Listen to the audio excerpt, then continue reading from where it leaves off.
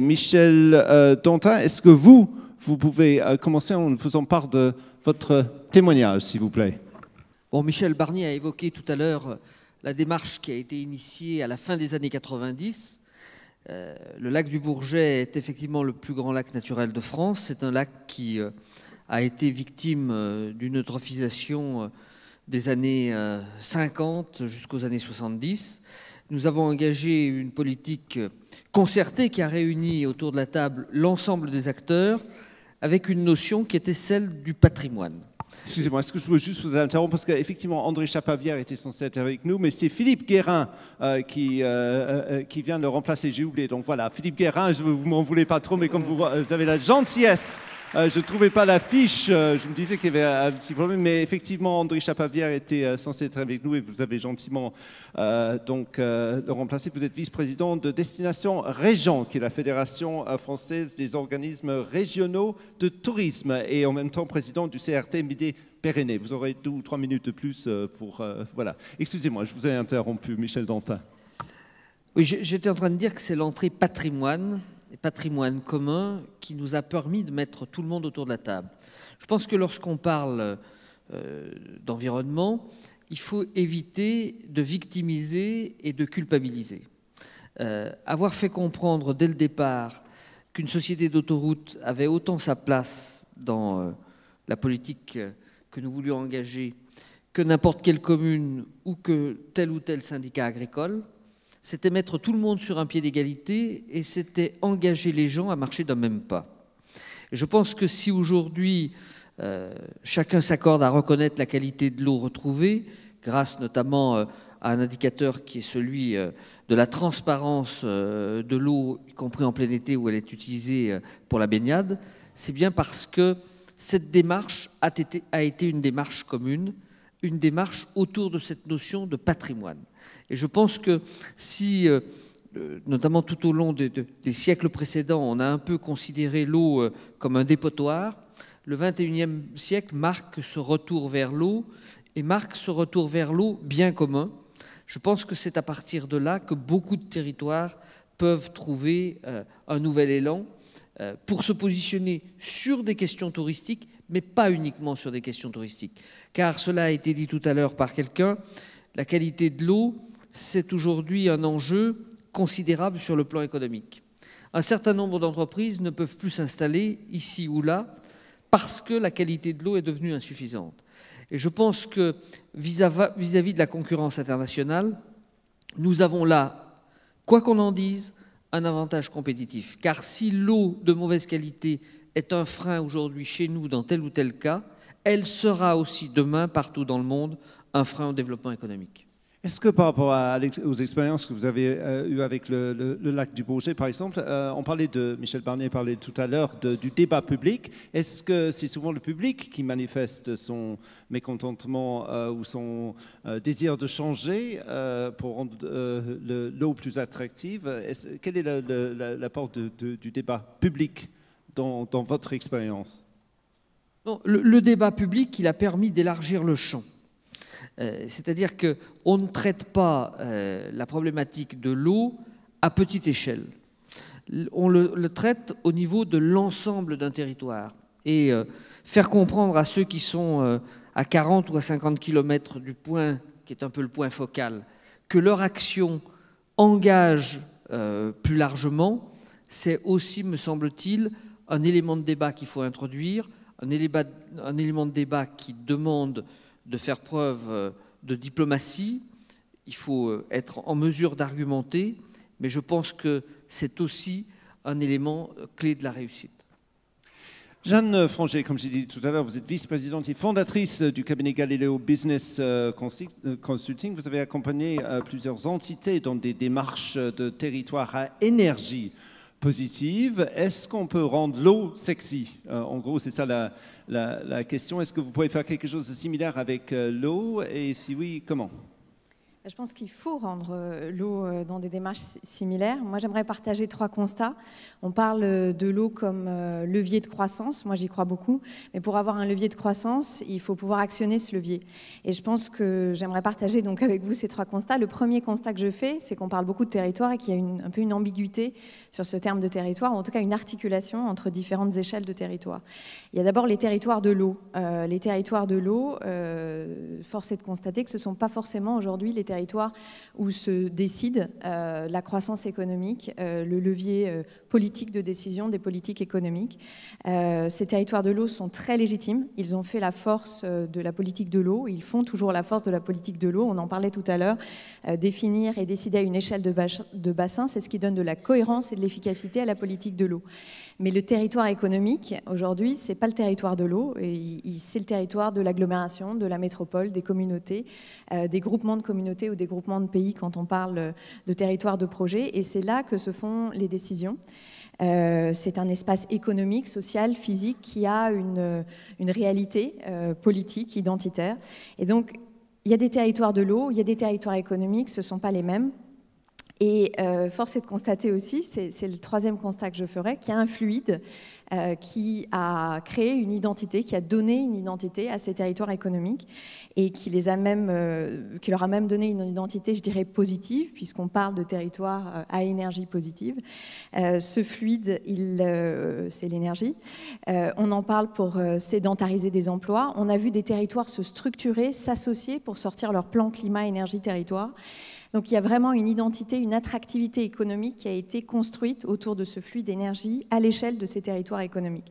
Et je pense que c'est un bel exemple d'une articulation, parce qu'il y a d'autres échelles auxquelles on décide de la gouvernance énergétique, mais il y a aussi l'échelle du territoire économique.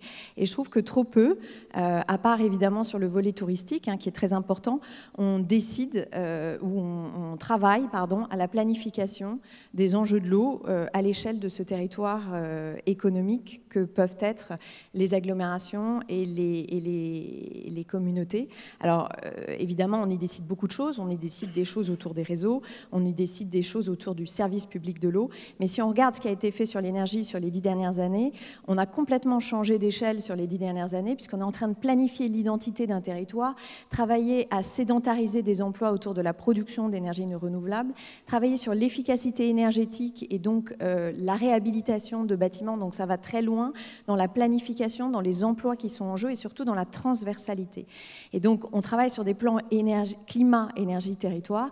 Et c'est un peu dommage que le terme climat n'embarque pas avec lui la thématique eau pour une réelle planification à l'échelle de ces territoires. Et ce que je trouve très intéressant dans ce travail, c'est qu'il y a l'énergie, elle est vraiment abordée selon 2 axes. Une externalité positive avec vraiment la production d'énergie renouvelable et les emplois qui vont avec et toute la production de valeur. Et également un peu sous l'angle de l'externalité un peu négative, on va éviter des émissions de CO2, on va éviter des consommations. Et on a aussi ces 2 axes dans l'eau. Il y a toute la valeur positive d'attractivité pour le tourisme, pour la qualité de vie que peut apporter de l'eau. Et il y a aussi tout l'enjeu d'éviter les externalités négatives que sont, par exemple, assez dramatiquement, les inondations, et travailler une planification à l'échelle de ce territoire économique, en articulation avec les échelles cohérentes des bassins, ça permet aussi d'actionner des leviers de décision et de travailler un peu comme l'a fait l'énergie à peut-être rendre les territoires encore plus positifs. Alors, je ne sais pas s'ils seront sexy, mais encore plus positifs sur le sujet de l'eau. Vous parlez de planification et de politique, mais quelle est la part de com là-dedans ? Écoutez, moi je pense que pour les élus qui sont dans la salle, quand on regarde leur plan climat, énergie, territoire, pour moi, il y a peut-être 10 ans, il y avait de la com. Aujourd'hui, il y a des actions concrètes, il y a des investissements, il y a des réhabilitations de bâtiments. Donc, pour moi, l'enjeu com, je ne dis pas qu'il n'y en a pas, mais je dis qu'il est quand même largement dépassé. Je prends un exemple concret, la CNR dans la région, c'est évidemment de la production hydroélectrique, c'est aussi un des premiers producteurs d'énergie éolienne en France, c'est des emplois sédentarisés. C'est une très bonne synthèse entre l'eau et l'énergie, puisqu'il y a eu des investissements pour la réhabilitation des bras du Rhône, des Launes, donc on est en plein dans de la réalité concrète avec des impacts sur l'économie du territoire. Donc je crois qu'on est bien au-delà de la com aujourd'hui, et les élus qui sont dans la salle peuvent sûrement parler de ce qu'ils font sur leur plan climat. Je crois que Lamballe est très en avance aussi. Donc non, on est largement au-delà de la com. On est dans de l'énergie positive, dans des investissements, et je pense qu'on peut avoir aussi la même gouvernance élargie autour de l'eau. Merci beaucoup. Alors Philippe Guérin, je disais tout à l'heure, vous êtes vice-président de Destination France, la Fédération française des organismes régionaux de tourisme, et vous-même président du CRT Midi-Pyrénées. Peut-être en nous faisant part de votre expérience locale, mais surtout au niveau national, comment est-ce que l'eau peut rendre une région attractive? Merci d'avoir brisé mon moment de solitude tout à l'heure en me rappelant. Le tourisme, on était souvent considérés comme des touristes. Aujourd'hui, le tourisme est considéré comme une vraie industrie. Et cette vraie industrie a un poids économique colossal en France, puisque c'est près de 7% de notre produit intérieur brut. C'est 150 milliards d'euros de chiffre d'affaires. C'est 85 millions de touristes qui viennent chaque année parcourir nos territoires. Et c'est à peu près 1 million d'emplois non délocalisables, alors que les touristes, eux, sont délocalisables. Et ça, il ne faut surtout pas l'oublier. Alors, l'eau, c'est la vie. L'eau, c'est la vie, une attractivité. L'ensemble des civilisations s'est bâti autour des cours d'eau, autour des rivières, des fleuves et du littoral. Je crois que le tourisme, effectivement, utilise avec compétence et avec force cette attractivité, que ce soit sur l'ensemble des stations balnéaires, puisque nous avons la chance d'avoir un littoral extraordinaire et très riche et surtout très diversifié qui contribue à cette attractivité. Nous avons également des rivières, des lacs qui permettent plusieurs activités touristiques, que ce soit les croisières fluviales. Je regardais avant de venir les statistiques de ces croisières et du nombre de passagers transportés sur nos fleuves, rivières et canaux. C'est plus de 10 millions par an. C'est véritablement un impact économique fort et également des éléments tout à fait favorables sur l'emploi. Mais c'est également la montagne. Alors, moi, je suis Midi-Pyrénées, agence de l'eau à Dour-Garonne. Les Pyrénées, alors je sais qu'ici, à Lyon, c'est plutôt les Alpes, mais sachez qu'il y a véritablement toute une activité économique qui se fait, et l'ensemble de ces activités économiques se fait également dans le respect de l'environnement. Nous avons la volonté, et les industriels du tourisme ont cette volonté également de préserver l'environnement et surtout de préserver la ressource en eau. Nous avons mis en place un certain nombre d'actions dans la région de façon à pouvoir ainsi inciter et de façon pédagogique, mais également de façon financière, l'ensemble des utilisateurs de l'eau à un maximum d'économie. C'est vrai qu'il faut construire des centrales, il faut construire des usines d'épuration, approvisionner l'eau, et surtout sur des secteurs, en particulier sur le littoral languedocien, qui a un pic de tourisme très important, 15 millions par an sur une courte période, c'est 3 mois et demi, à peu près 4 mois maximum, et cela, ça nécessite des investissements importants. Mais il y a toute une stratégie qui est mise en place de façon à préserver cette eau, à la rendre au milieu naturel dans les meilleures des conditions. Et par exemple, la région Midi-Pyrénées a mis en place, avec la Fédération régionale de canoë-kayak, une opération qui s'appelle Cool, C2OL de source, qui permet ainsi d'apporter une prise de conscience, mais également une incitation financière pour l'économie d'eau, par la distribution de pastilles économisateurs, par la mise en place de subventions pour traiter l'eau de façon tout à fait convenable, pour travailler également avec les stations de sport d'hiver sur les fameux canaux à neige qui sont souvent décriés, mais qui permettent aussi d'assurer à la fois une préservation du milieu, mais surtout une préservation de la ressource en eau. Et également, nous avons aussi une opération qui s'appelle Du flocon à la vague, qui est porté par 2 noms, un nom de l'alpinisme pyrénéen, c'est Desplanges, mais également un nom du football du Pays Basque, c'est Vicente Lizarazu, qui permettent ainsi d'apporter une réflexion et une prise de conscience sur la ressource en eau qui est effectivement pas inépuisable. Parfait, merci beaucoup. Ces quelques exemples. Nous allons maintenant nous tourner vers vous, Sylvain Bonnet. Vous êtes directeur des services techniques des thermes de Ballaruc-les-Bains, qui est première station thermale de France et première en Languedoc-Roussillon.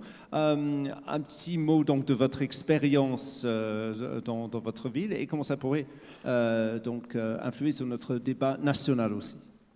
Alors bonjour, donc aujourd'hui je représente les thermes, mais je représente également une commune. La commune de Ballaruc-les-Bains se situe à 30 km au sud-ouest de Montpellier, à côté de Sète, 7000 habitants.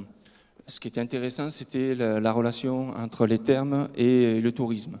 Voilà. Les thermes, en quelques mots, ce n'est pas uniquement une station du thermalisme, c'est un spa, c'est également une blanchisserie. Donc il y a vraiment une influence du thermalisme sur l'eau dans notre région. Les thermes, c'est 400 employés, c'est 1200 employés induits et indirects, c'est plus de 2 millions de recettes fiscales pour la commune. C'est également une marque de cosmétiques avec 45% d'évolution cette année. C'est 4200 curistes jour. C'est 52 000 curistes prévus cette année. C'est une évolution de 10% en fait depuis quelques années. Donc voilà. Est-ce que je peux vous poser une question naïve, parce que je vous écoute, c'est formidable expérience, etc. Mais les termes, donc les gens connaissent les bienfaits des termes, mais dans quelle mesure est-ce qu'ils viennent naturellement et dans quelle mesure est-ce que vous les avez fait venir? Alors, moi, je ne vais pas revenir sur l'histoire gallo-romaine, mais sur les termes contemporains, c'est la résurgence d'une source. On a créé plusieurs forages en fait, dans la commune, et à partir de là, on a fait évoluer le thermalisme.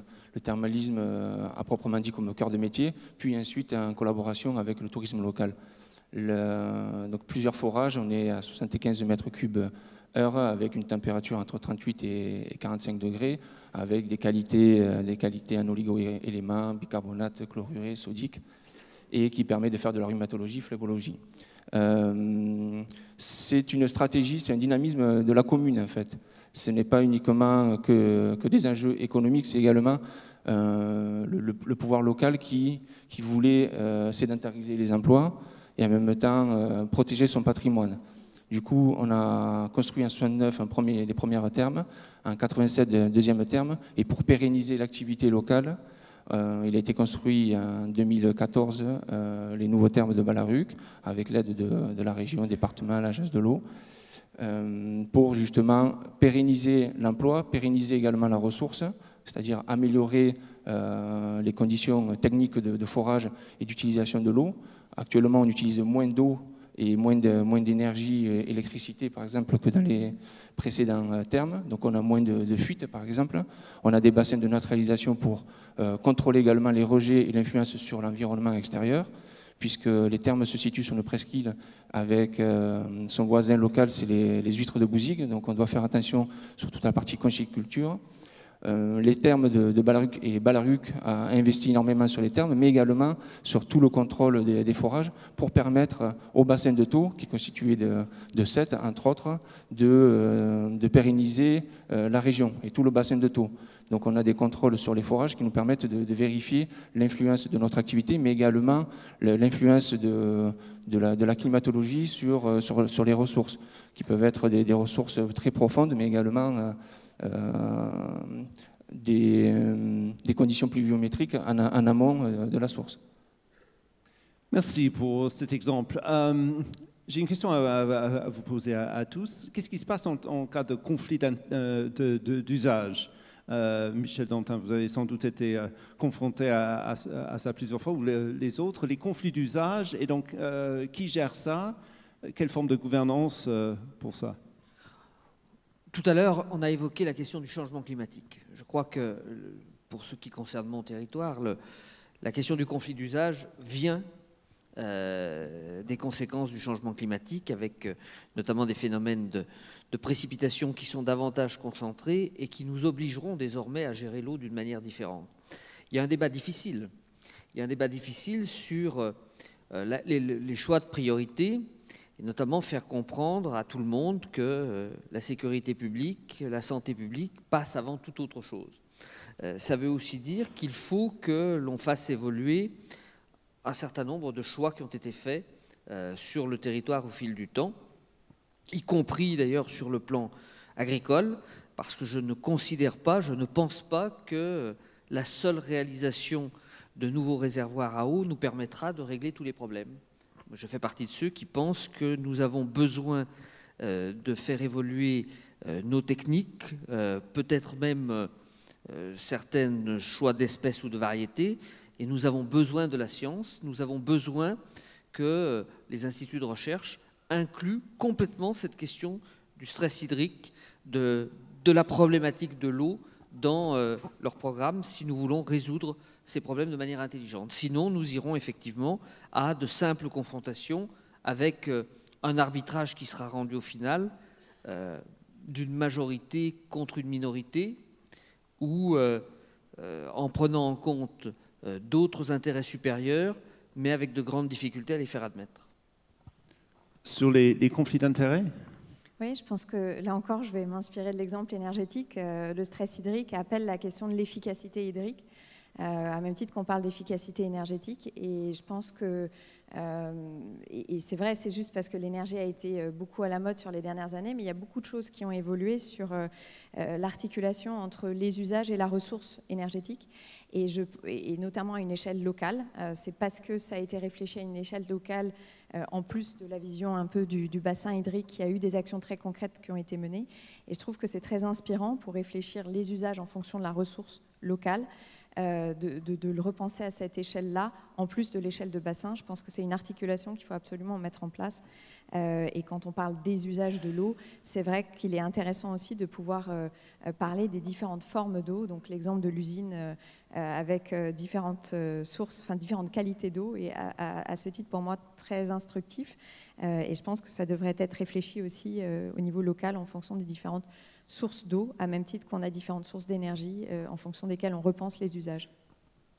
Donc, par rapport au terme de Balaruc, il y a eu un vrai revirement dans les années 2000 avec les conchiculteurs et les viticulteurs, et s'associer autour de la table pour élaborer un plan stratégique et de vérification des ressources, en fait, et de diminution, par exemple, de la consommation, pas seulement au niveau du thermalisme, mais également, par exemple, au niveau des viticulteurs et de la pollution, soi-disant pollution vers les parcs à huîtres, par exemple. Vous avez l'air de dire que ça se passe très bien, mais il y a quand même j'imagine, vous vous êtes mis autour de la table, il y avait des exigences très différentes au départ quand vous avez résolu ça. Entre l'agriculture, le tourisme. Alors, souvent, en fait, il y a des divergences parce que c'est des croyances. Donc, on s'est basé sur des données, entre autres en partenariat avec le BRGM, pour démontrer l'activité du thermalisme, également de démontrer le développement durable du thermalisme avec la vérification en amont et puis dans le rejet des eaux et de la boue, puisqu'on travaille également avec de la boue, et de s'associer avec le syndicat mixte du bassin de Thau d'un point de vue économique, pour développer des nouveaux outils, pour anticiper justement tous les problèmes que pourrait connaître tout le bassin de Thau. Donc aujourd'hui, les termes de Balaruc, au-delà de l'activité même du thermalisme, c'est un point vital, c'est un bon indicateur finalement de l'activité du bassin de Thau. Philippe Guérin, je vous vois opiner du chef sur la résolution de ce genre de conflit, aussi sur l'acceptabilité sociale des projets qui sont proposés. Je crois que... Et je viens dans la salle pour les remarques. Je crois qu'il les choses sont bien équilibrées entre un tourisme qui autrefois était un tourisme de masse, qui pouvait être considéré comme un peu destructeur des milieux naturels, la réglementation d'une part, le dialogue d'autre part, et l'action des élus pour, je dirais, apaiser les frictions a été tout à fait efficace. Je prends quelques exemples sur le littoral languedocien que Maubreza connaît bien, où il y avait effectivement, dans certaines années, au moment où le plan Racine, qui a été la volonté d'urbaniser l'ensemble du littoral, quasiment pour faire un mur de béton de Cerbère jusqu'à Montpellier, les choses aujourd'hui se sont bien équilibrées, à la fois par les documents d'urbanisme, par les différentes réflexions en matière d'utilisation et d'usage de l'eau. Il y a véritablement un équilibre avec les professions piscicoles, les pêcheurs, les agriculteurs. Je crois que la chose se passe bien avec le tourisme, puisque maintenant, vous avez, si je prends un département qui est peu peuplé comme celui du Gers en Midi-Pyrénées, où il y a véritablement une synergie forte entre agriculture, viticulture et tourisme. On parle de nos tourismes. Pas mal d'agriculteurs se sont mis également à ce qu'on appelle les gîtes ruraux, les chambres d'hôtes. Il y a véritablement un complément de revenus et un complément de ressources et aussi des facteurs de création d'emplois, donc une dimension sociale qui est très forte et qui permet ainsi d'avoir une sorte d'harmonie entre le tourisme d'un côté et les utilisateurs traditionnels de l'eau. Et un dernier point, mon collègue parlait tout à l'heure du thermalisme. Il y a effectivement le thermalisme. On a utilisé en matière de marketing sur Midi-Pyrénées le terme d'eau essentielle. L'eau, c'est la vie, elle soigne. C'est quelque chose de fondamental. Et il y a aussi un aspect très culturel, puisque la ville de Lourdes, par exemple, avec près de 5 millions de touristes chaque année, qui utilisent l'eau comme étant un vecteur de communication fort, pour des raisons historiques et je dirais spirituelles, est aussi intégrée dans cette réflexion. Je crois qu'il y a véritablement une évolution, ce qu'on appelle un tourisme durable, c'est-à-dire la volonté forte, que ce soit au niveau des utilisateurs touristes, eux aussi au niveau des personnes en charge de l'offre, les acteurs du tourisme, une volonté de travailler, je dirais, pour le long terme et pour le bien et la préservation de la ressource.